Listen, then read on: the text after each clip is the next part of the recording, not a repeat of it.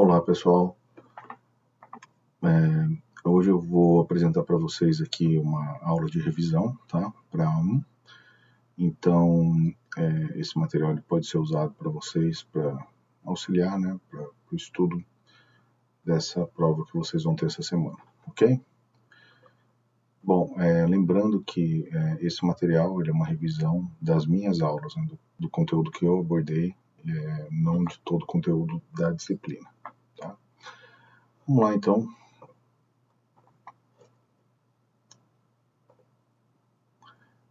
Primeiro falando um pouquinho sobre a história e evolução da inteligência artificial.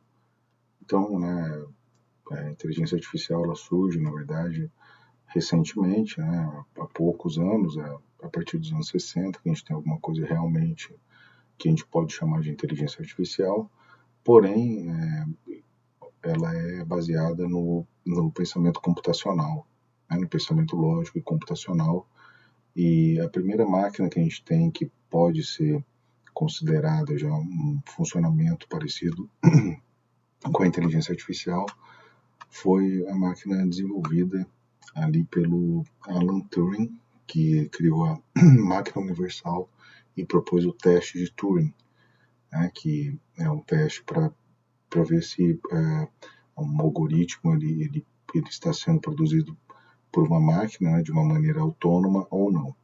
Porém, né, o pensamento sobre inteligência artificial é muito mais antigo, a gente tem desde a antiguidade vários mitos, várias histórias falando sobre os autômatas, né? Os autômatas, então, eles são robôs, né? São criaturas que não são vivas, mas que são animadas e que fazem coisas para os seres humanos, né? Então, a gente tem bastante coisa sobre isso desde a antiguidade, passando da Grécia Antiga, pelo Leonardo da Vinci, etc.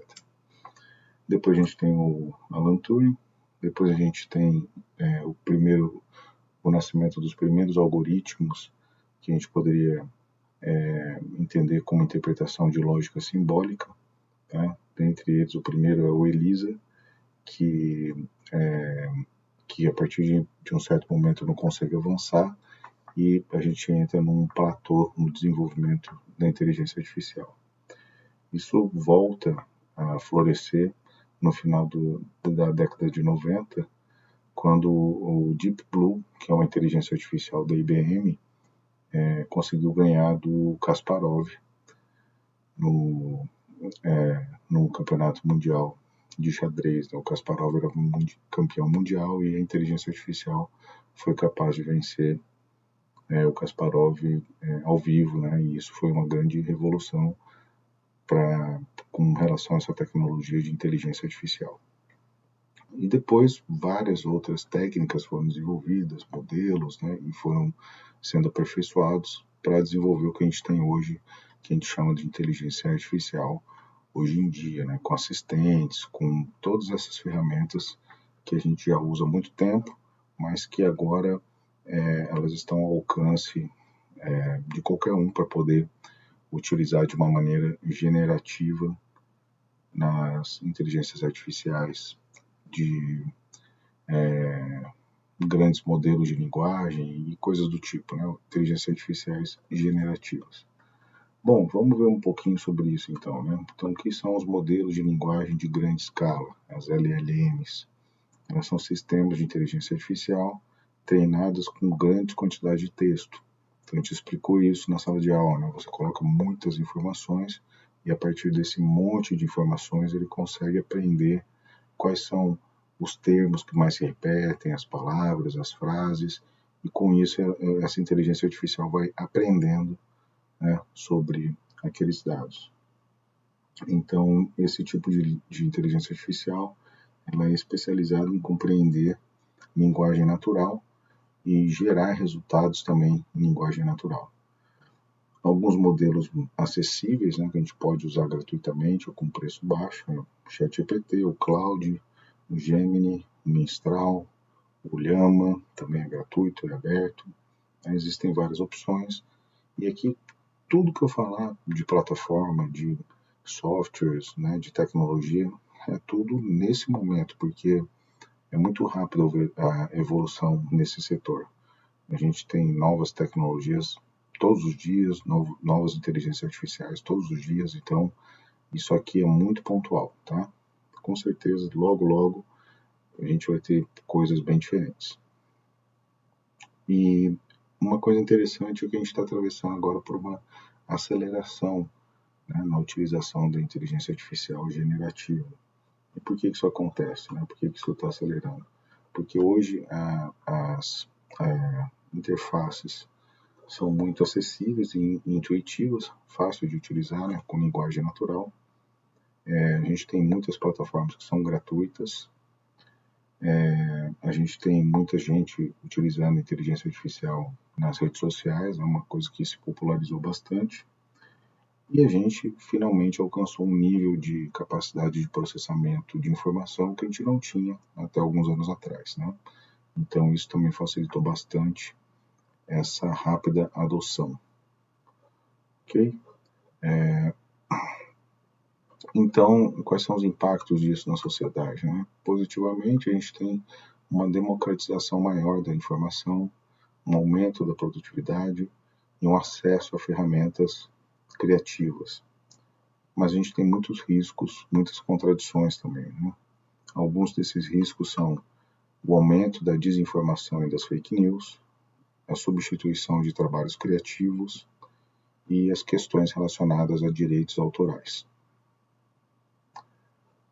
Bom, além disso, né, a gente tem também que entender quais são os principais modelos, as principais técnicas utilizadas por essas tecnologias, né? Como que eles conseguem fazer isso tudo, né? Então, as técnicas mais populares, elas são baseadas em estatística, né, em regressão linear, principalmente, e derivações, né? Derivações de regressão linear, de testes probabilísticos. É basicamente isso, probabilidade e regressão linear e desdobramentos dessas duas técnicas. Então a gente tem no chamado aprendizado tradicional da inteligência artificial a regressão linear, as árvores de decisão e o Randall Forest Walking, né, que é o passeio em dados aleatórios, tá? Que é uma outra técnica também de geração de resultados, né? De inteligência artificial generativa. No chamado Deep Learning, a gente tem as redes neurais artificiais, as ANN, as redes convolucionais, CNN, redes recorrentes e os sistemas de transformer. A gente tem também utilizado bastante em arte, em pinturas e em música, os modelos de difusão. Então a gente tem o modelo de difusão normal, tem o Stable Diffusion e tem o DALL-E e outras plataformas também que trabalham com esse tipo de modelo. Nas LLMs, o que a gente mais tem, que é mais comum, né, além do aprendizado tradicional, é o chamado aprendizado por reforço com feedback humano. O que é isso aqui? Isso aqui é o treinamento da inteligência artificial. Isso aqui é aquela coisa que eu expliquei para vocês de você mandar uma foto de um carro para a inteligência artificial e explicar que aquilo é um carro. Mandar uma foto de um caminhão e falar que aquilo é um caminhão. Então você está ensinando a inteligência artificial. Tá? Técnica de alinhamento e fine tuning instrucional, que é o que a gente chamou nas nossas aulas de RAG, que é você fazer uma base de dados para que a sua inteligência artificial LLM consulte aquela base de dados. Né? Dessa forma você evita que ela vai alucinar, que ela vai criar informações que não existem. Tá? Então, a utilização dessas técnicas e modelos de maneira aplicável para a inteligência artificial só foi possível com o avanço recente da capacidade computacional, da velocidade de conexão e da computação em nuvem. Então, antes desses avanços, a gente tinha essas ferramentas estatísticas nesses modelos, mas eles não eram aplicáveis. Tá? Hoje em dia, são aplicáveis cada vez mais. E com relação à produção artística, né? Como que fica a produção artística com inteligência artificial? Bom, os tipos de produção que a gente tem. Em imagem, a gente tem os principais, os mais usados ainda, as mais usadas plataformas são o Midjourney, o Stable Diffusion, mas hoje o ChatGPT também cria imagens facilmente, né? Você não precisa mais usar essas plataformas. Lógico, a qualidade é diferente, é outro foco, né? Para a criação de vídeo, a gente tem o Runway, que é bem antigo já, está no começo do desenvolvimento dessa tecnologia. A gente tem o Synthesia.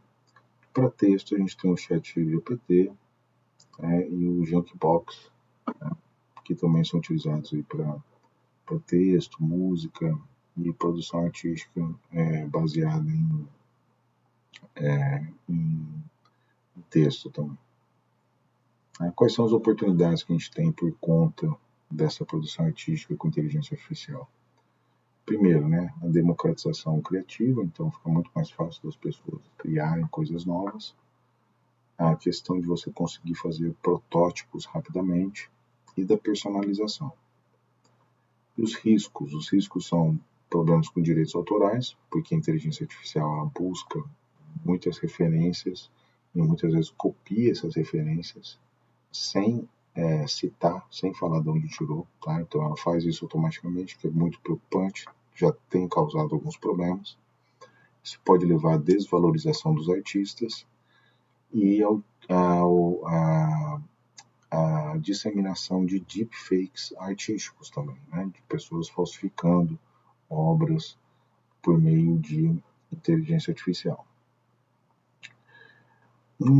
Outra questão também muito importante é a questão do viés algorítmico, né? Então, a inteligência artificial ela pode ser treinada de forma a ficar com a sua capacidade de criação enviesada, ou seja, não vai criar alguma coisa real, né? Vai criar alguma coisa porque ela foi direcionada a criar daquele jeito, ela foi treinada a ficar enviesada.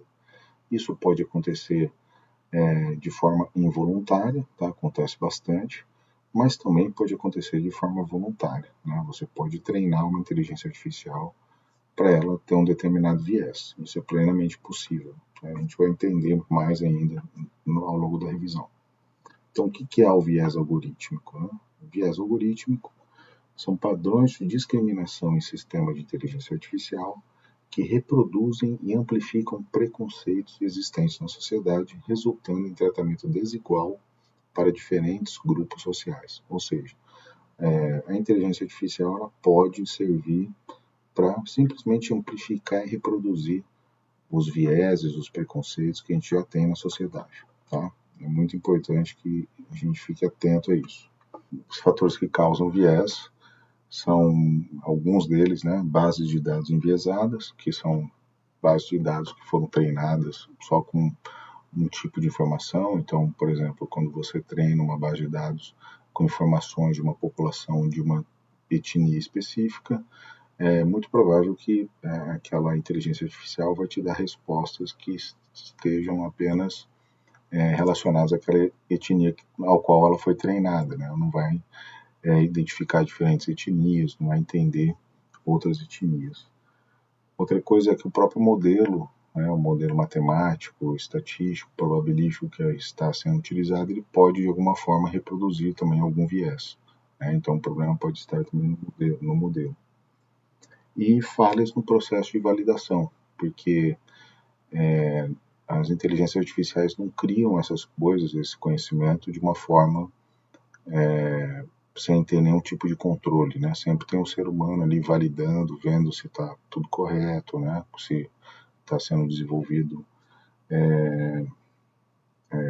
respostas que sejam convenientes, né? Então existe esse trabalho de validação da inteligência artificial. Quando ele é mal feito, isso também pode deixar passar o enviesamento.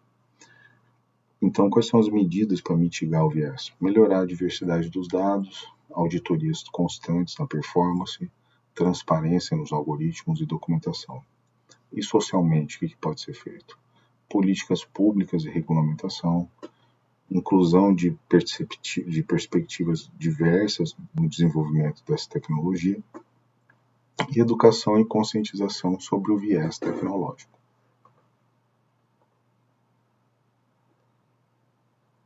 E aqui agora sobre o Vibe Coding, então, né? O que é o Vibe Coding? Vibe Coding é você programar um código, né? Fazer um programa de computador, um aplicativo, sem saber linguagem de programação, porque você não precisa saber a sintaxe da linguagem, saber os comandos.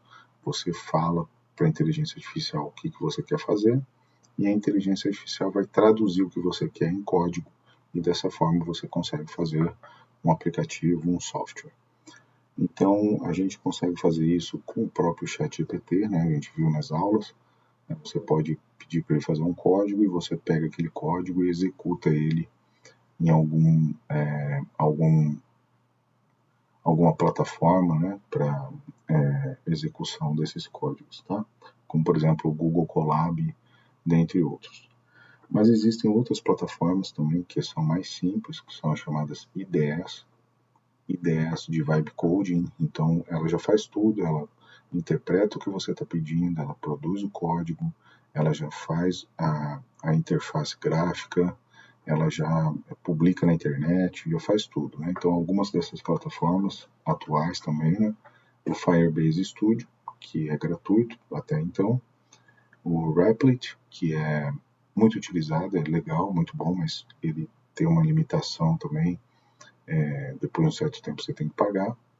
Tem o Lovable, que é mais recente, é muito bom, bem legal mesmo, produz coisas de uma maneira bem assertiva, mas ele também, depois de um tempo, você tem que pagar. E o Yourware, que é também muito bom, tão bom quanto o Lovable, só que ele é mais rápido, ele dura menos tempo a versão gratuita, né? Mas todas essas plataformas aqui você consegue produzir alguma coisa gratuitamente, apenas escrevendo o que você quer. Quais são as oportunidades disso? Você consegue prototipar alguma coisa rapidamente, é acessível para todo mundo, tem redução de custo. E quais são os riscos? Limitações de customização, dependência do fornecedor, né, daquela plataforma, e também riscos de segurança e riscos para se conseguir escalar, né, muitas vezes aquele código, né, aumentar a distribuição do produto, né, você precisa fazer todo um trabalho de verificação daquele código antes de você realmente escalar aquele negócio, né, aquele programa, aquele aplicativo. E como está funcionando, né, a proteção do usuário, a proteção dos autores, a proteção dos dados frente a essas mudanças, nessas facilidades na inteligência artificial. Bom, no Brasil a gente tem a Lei Geral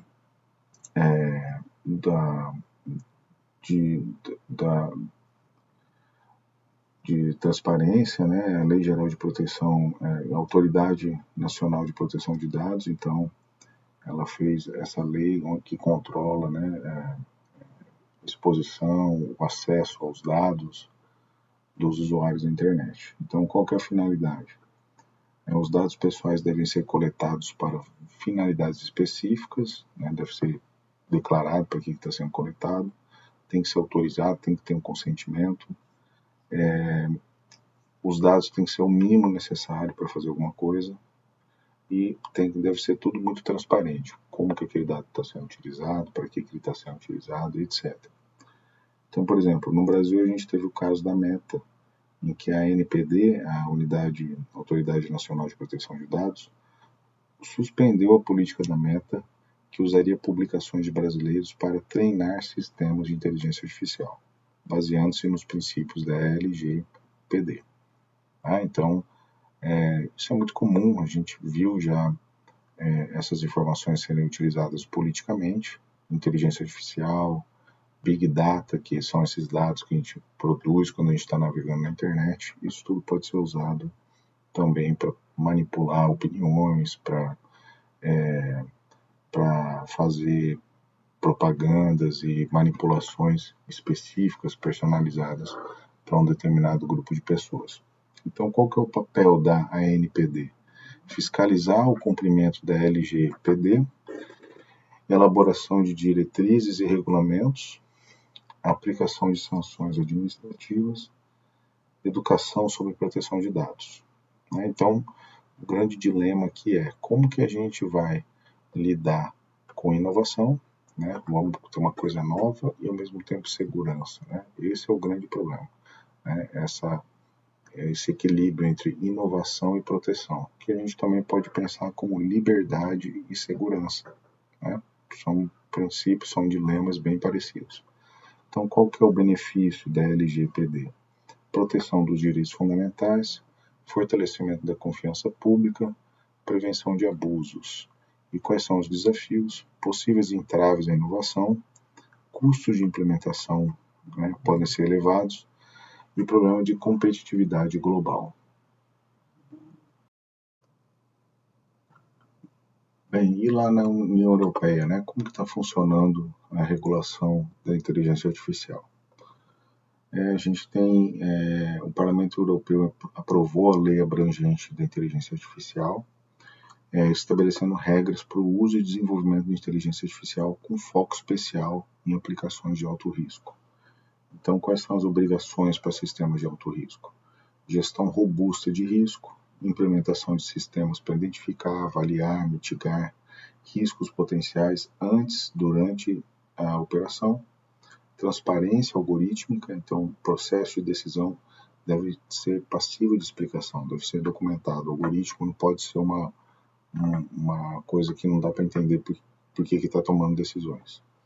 Tem que ter supervisão humana, então não vai ser uma coisa autônoma, e tem que ter avaliação de conformidade, ou seja, vai ser fiscalizado recorrentemente, tem que estar em conformidade com as normas estabelecidas. Quais são os impactos dessa inovação? Então, confiança pública nas tecnologias, né, com essa regulação, a adoção ética de desenvolvimento responsável, padrões harmonizados em todo o mercado europeu e proteção contra riscos de reputação. E quais são os argumentos contra essa regulação? O aumento do custo de burocracia, a desvantagem, né, criativa e as limitações para determinadas startups e pequenas e médias empresas, tempo de desenvolvimento passa a ser mais longo e a fuga de talentos para regiões menos reguladas. Lembrando que a regulação ideal busca equilibrar inovação e proteção social. Então, a regulação da Europa, né, da União Europeia, é hoje vista como uma das mais modernas do mundo. Tá?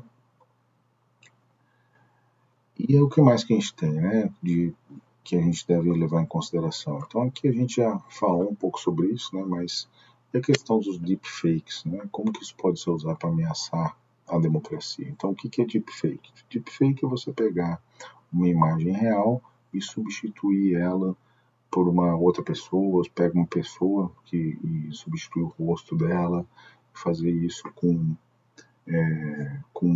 fotos, com vídeos, tá? Hoje em dia é muito fácil de se fazer, já existe, tá? E isso é um risco para a democracia, né? Porque você pode manipular a opinião pública, você pode pegar uma pessoa fazendo alguma coisa errada e botar o rosto do seu opositor político, por exemplo, né? Dentre diversas outras coisas. Isso pode ser feito com imagem, com vídeo, com som, né? Então, hoje é muito complicado identificar o que é real e o que não é, né? Eu não sei se a gente já teve algum problema realmente com isso, mas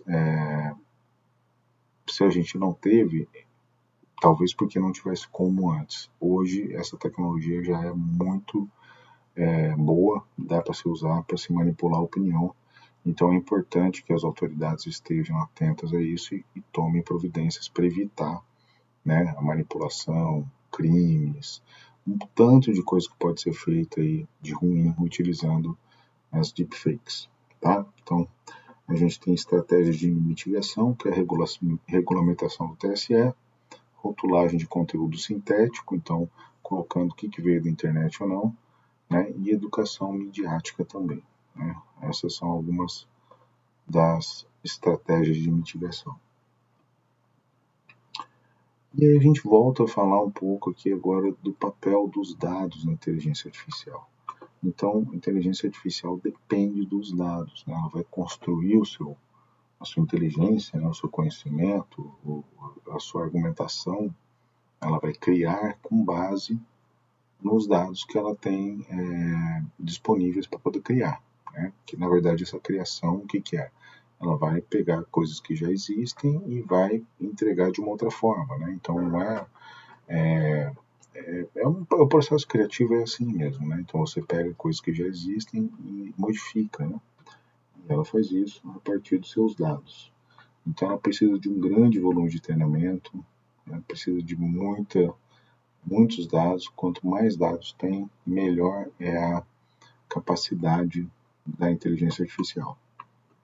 Então, tem que ter também variedade, diversidade nos dados, para ter uma inteligência artificial justa. Se você tiver só um recorte dos dados, você tem uma inteligência artificial enviesada, né? Quais são as consequências sociais dos dados enviesados? Discriminação no mercado de trabalho, exclusão de grupos minoritários e a perpetuação da desigualdade. Então, a gente tem o Coded Bias, que é um documentário que investiga como sistemas de inteligência artificial reproduzem preconceitos sociais, especialmente em reconhecimento facial e algoritmos decisórios. Tá? Então, fica aí a dica para quem quiser entender um pouco mais sobre isso. A qualidade e diversidade dos dados de entrada são tão importantes quanto os algoritmos em sistemas de inteligência artificial. Então, o algoritmo tem que ser conhecido, transparente, a gente tem que entender como o algoritmo funciona e os dados também devem ser dados diversificados, né? Dados que possam ser usados para treinar a inteligência artificial de uma maneira não enviesada.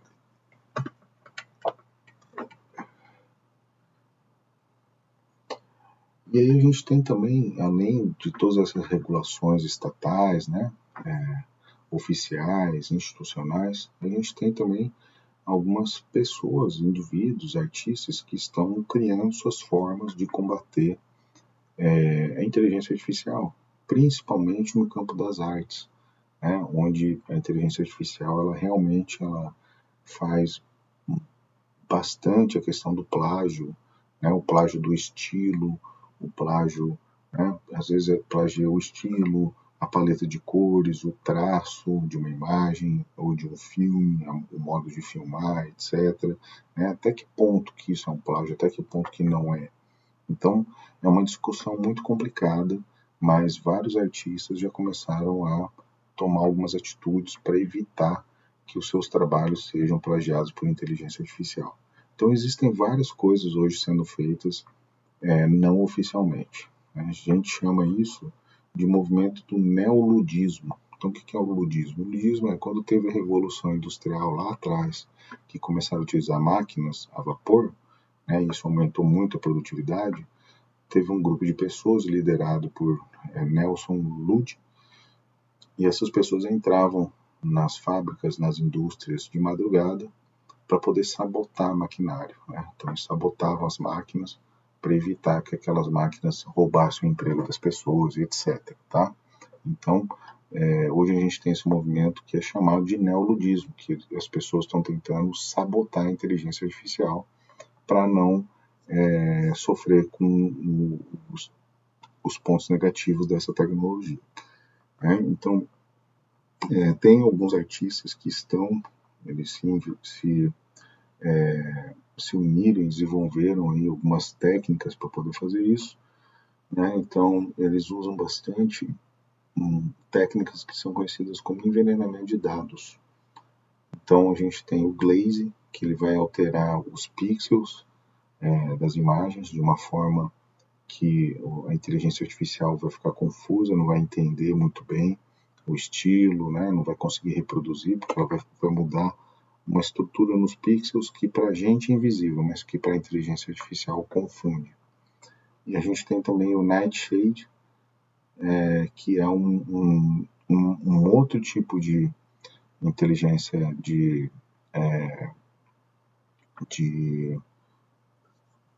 envenenamento de dados, né? Que ele tenta corromper, então é o Nightshaders, né? Ele tenta corromper uma base de dados, né? Com informações falsas, né? Então a gente tem bastante hoje em dia um envenenamento de imagens do tipo, a pessoa tem uma imagem de um pinguim e fala que aquilo é uma cadeira, né? Reproduz isso milhares de vezes na inteligência artificial. A inteligência artificial vai começar a achar que pinguim se chama cadeira, que cadeira é um pinguim. E aí você começa a ter umas imagens totalmente nada a ver, né? Sem nenhum sentido, por conta desse envenenamento que é feito nas bases de dados, tá? A gente tem também o opt-out, que são arquivos que são colocados junto com as, as obras de arte, né, identificando ali que eles não querem participar de inteligência artificial, né, então é uma forma de você documentar uma obra de arte e oficializar que você não quer que a sua obra de arte seja utilizada na inteligência artificial, tá? E também o chamado de proveniência criptográfica, que ele grava metadados verificáveis de origem. Então, também uma outra forma de você rastrear e assim você sabe se aquela imagem foi criada por inteligência artificial ou não, né? Eu não sei até que ponto que todas essas práticas aqui funcionam, tá? Eu sei que algumas funcionam já, mas eu não sei muito bem qual que é mais eficaz, né? Qual que funciona melhor. Tá? Bom, aí a gente vai falar da ética e inteligência artificial na saúde. Então, está sendo bastante utilizado para fazer diagnóstico de imagem, né, uma série de coisas. E é necessário que a gente, para que a inteligência artificial funcione bem na saúde, então a gente vai precisar de uma base de dados com todas as informações de saúde de pessoas, né? E essas são informações confidenciais. Então é necessário que haja transparência, né? Que as pessoas entendam o que está sendo feito, né? Que haja, que as pessoas autorizem a coleta disso, dessas informações, que elas sejam harmonizadas de forma adequada, né? Que elas sejam protegidas contra acessos não autorizados. E a própria OMS tem já algumas ideias, algumas diretrizes para a inteligência artificial na saúde. Então, a Organização Mundial da Saúde já tem algumas recomendações, como a proteção da autonomia humana, que médicos mantenham a decisão final, não a inteligência artificial, a promoção do bem-estar, os sistemas eles têm que maximizar os benefícios, né, o bem-estar dos pacientes, equidade e inclusão, acesso justo à tecnologia, explicabilidade, algoritmos compreensíveis aos usuários. E quais são os riscos de negligenciar esses princípios? Sistemas de triagem enviesados que discriminam grupos específicos, vazamento de dados sensíveis, levando à discriminação de pacientes, diagnósticos incorretos sem supervisão humana adequada. Então aqui é mais ou menos como que funcionaria o tratamento dos dados em um sistema de inteligência artificial voltado para a saúde. Na educação brasileira, a gente já tem algumas aplicações, né, da inteligência artificial. Então, em 1980, a gente começou a ter algumas aplicações. Em 1990, houve uma expansão, né, dessas tecnologias. E a partir de 2020, realmente, que a gente começou a ver as inteligências artificiais generativas sendo utilizadas na educação brasileira. Então, quais são as principais aplicações hoje na educação brasileira? Sistemas de tutores inteligentes, né, que eles vão adaptar o conteúdo de acordo com as preferências do estudante. Modelos cognitivos que identificam dificuldades de aprendizagem e fornecem feedback personalizado. Avaliação automatizada, personalização do ensino. Então a gente tem todos esses benefícios, inclusão educacional, otimização do tempo, feedback imediato, personalização do ensino, são realmente benefícios muito interessantes. Só que os desafios e as contradições são bem complicados, né? Primeiro que a pessoa precisaria ter uma infraestrutura tecnológica, os professores devem ser formados adequadamente para poder conduzir, né, utilizar essas ferramentas de uma maneira produtiva, é necessário que haja proteção de dados, é necessário que haja equidade de acesso. Okay? Então, aqui um esquema de mais ou menos como está funcionando hoje algumas ações educacionais no Brasil utilizando inteligência artificial. Então, o professor vai utilizar o sistema de inteligência artificial, né, vai criar uma aprendizagem personalizada para os estudantes, que vão dar o feedback, que vai voltar para o sistema, né, e essa lógica vai se reproduzindo, né, sempre melhorando, né, ou aperfeiçoando aquela inteligência artificial. E aí a gente tem, em 2023, um marco regulatório da inteligência artificial no Brasil, onde os objetivos principais são estabelecer diretrizes éticas, né, proteção de direitos, transparência, o fomento à inovação. E qual que está sendo a análise de impacto? Né? Como a legislação poderá influenciar o desenvolvimento da inteligência artificial no Brasil? Impacto positivo, ambiente regulatório claro, aumento da confiança pública, proteção de direitos civis, segurança jurídica. E os desafios, adaptação empresarial, custos de conformidade, restrições à inovação, competitividade global. Então aqui mais uma vez naquela discussão, o equilíbrio entre a regulação e a inovação, né? Entre a segurança e a inovação, entre a segurança e a liberdade. Né? Isso precisa ser discutido, isso precisa ser definido, não é uma coisa que se defina automaticamente. Né? Então hoje nós já estamos aí com esse marco regulatório desde 2023. E aí a gente tem que pensar também que é necessário que ocorra um combate à desinformação nas eleições. Então, o TSE tem um programa hoje de enfrentamento à desinformação, que é uma cooperação entre instituições e plataformas digitais, monitoramento de conteúdos enganosos, proteção de integridade eleitoral, educação midiática. Então, tem várias plataformas hoje que colaboram, né, para o desenvolvimento dessas boas práticas, desse enfrentamento à desinformação. A gente tem análise ética, princípios éticos de inteligência artificial, transparência, responsabilidade dos algoritmos, justiça e não discriminação. A gente tem também a questão de preservar as liberdades civis, então liberdade de expressão, direito à informação confiável, autonomia decisória, né? Isso tudo está ali compreendido no programa do TSE. Quais são os benefícios? Mais uma vez, né, o fortalecimento da confiança institucional na instituição do TSE, preservação da legitimidade democrática, né, prezar para que a democracia continue, apesar todos esses riscos de manipulação, decisões de votos mais bem informados. E quais são os riscos? Percepção de censura, então as pessoas podem achar que uma regulação, né, seja vista como censura, a subjetividade na definição do que é desinformação, né? Eu acho que é muito fácil de ser contornado isso, mas né, pode ser um risco. E liberdade e impacto na liberdade de expressão. Algumas iniciativas no mundo já existem, tá? Parecidas com o TSE, mais voltadas para o processo eleitoral, que é o Código de Conduta da União Europeia, o Comitê de Taiwan, o Plano de Ação Canadense e a Iniciativa Australiana. Então, aqui um resumo, né, dos principais assuntos abordados aqui na nossa revisão. Né? Então, aqui a gente chegou ao final da revisão.